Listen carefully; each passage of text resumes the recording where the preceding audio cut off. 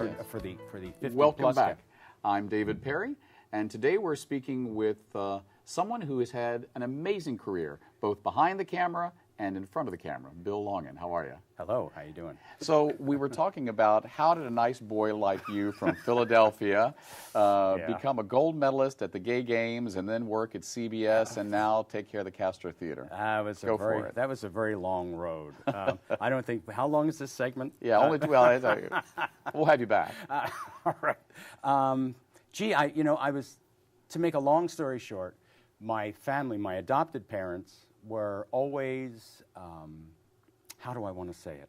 They always looked out for me, and I loved movies when I was a kid. I'm talking about 6, 7 years old. We were the first people in the neighborhood to have a television. So I grew up with TV, and I love movies, and they made a lot of bad investments in their life, and they had invested in a movie theater chain in Philadelphia. So I used to hang out in this theater at 69th and Market Streets. It's called the Tower.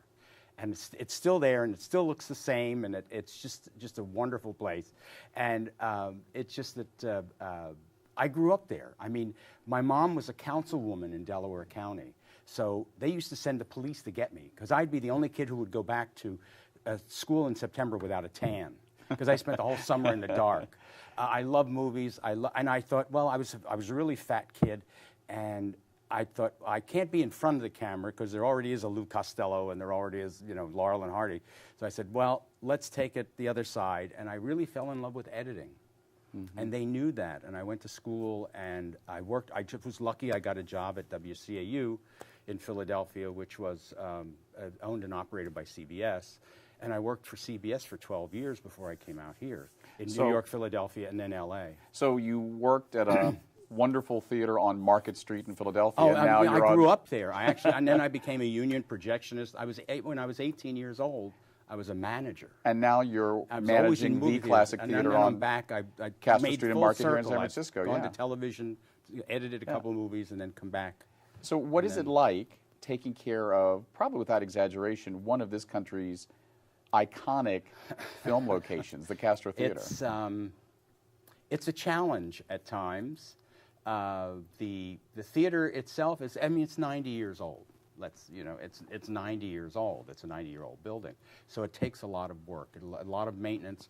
But since I've been there, we've made a lot of changes. We've made a lot of upgrades, not only in the facade and the building itself, but technically, because I'm so into upgrading and getting us into the 21st century, that the family went along with this, and this is the pride of their ownership. I mean, this is the last theater that the Nasser family has that is operating as a theater. Well, and it's one of the last single-screen theaters in San Francisco. It's the only single-screen theater left in San Francisco.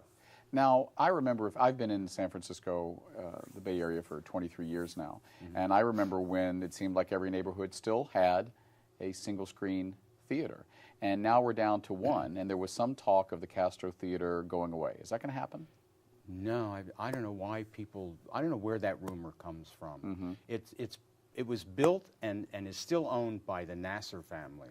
90 years ago it was built by 90 years ago, 1922, the Nasser family, the original 7 brothers who came here from Lebanon, who owned a grocery store around the corner at 18th and Collingwood, they built their first Nickelodeon there. Some guy came by with a camera and projector and film and rented the back room, and that's how they got in the movie business of their grocery store.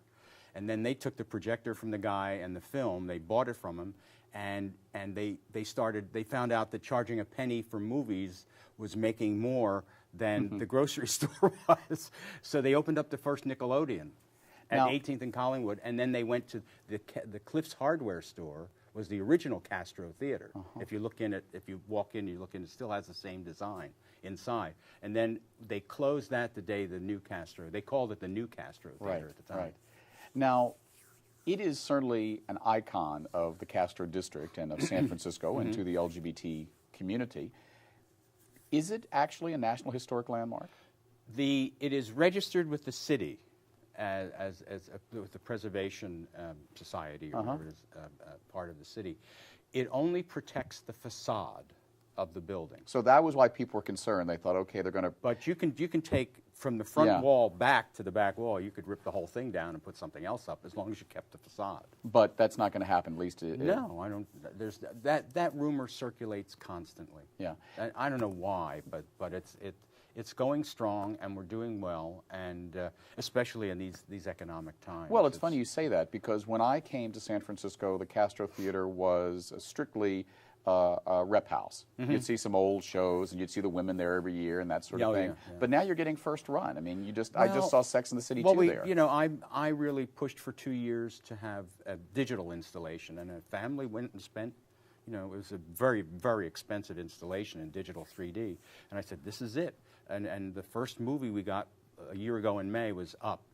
And we did extremely well with that. And so that sold it. And then we've been doing some other digital things in digital 3D.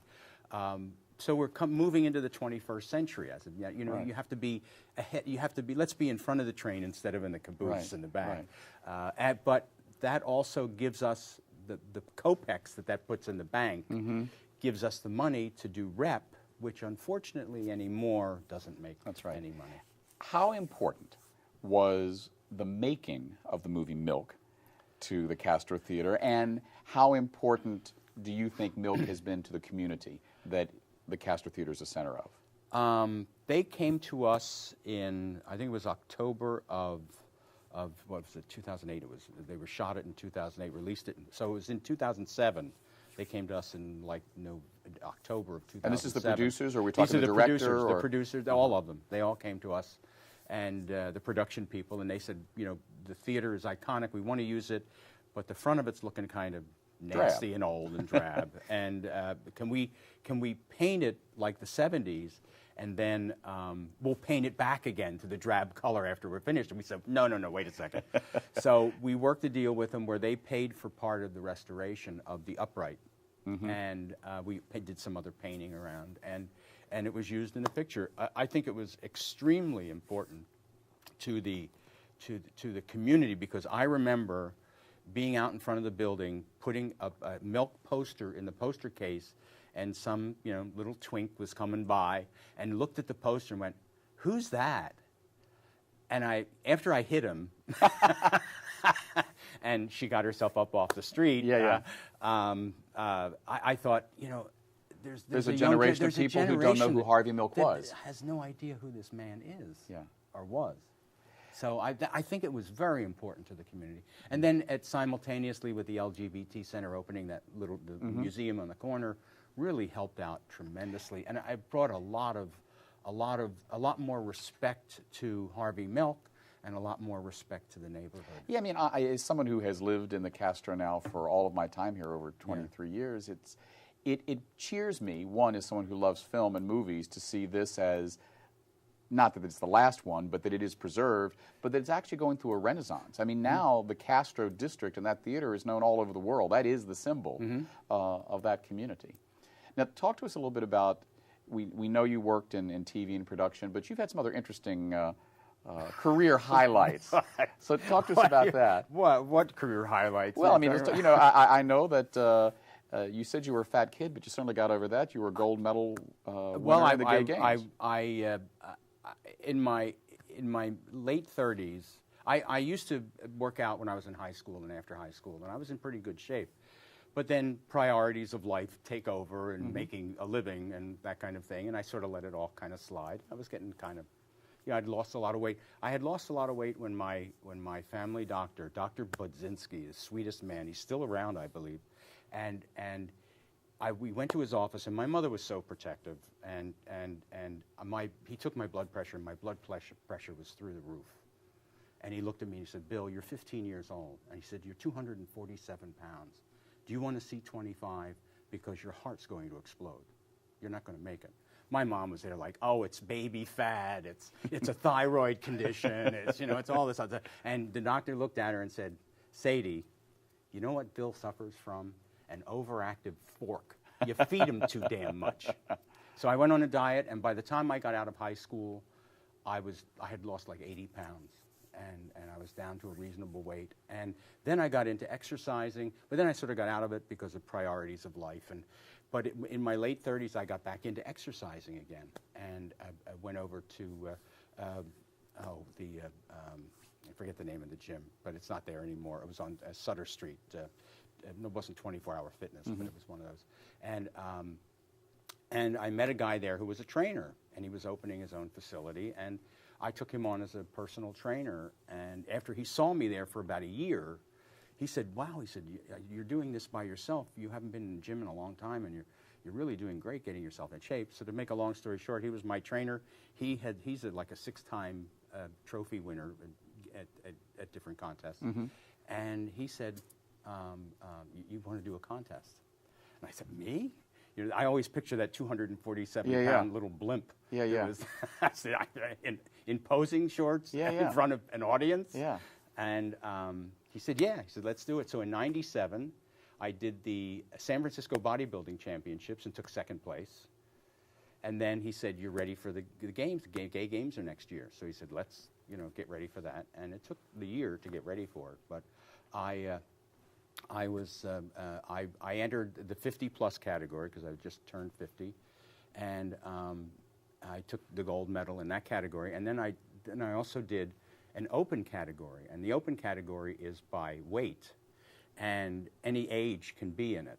So I was competing against, there were 16 guys in this category. I was competing against guys who were 25 years younger than I was. And here you are in the Masters division. And I came in fourth. Yeah.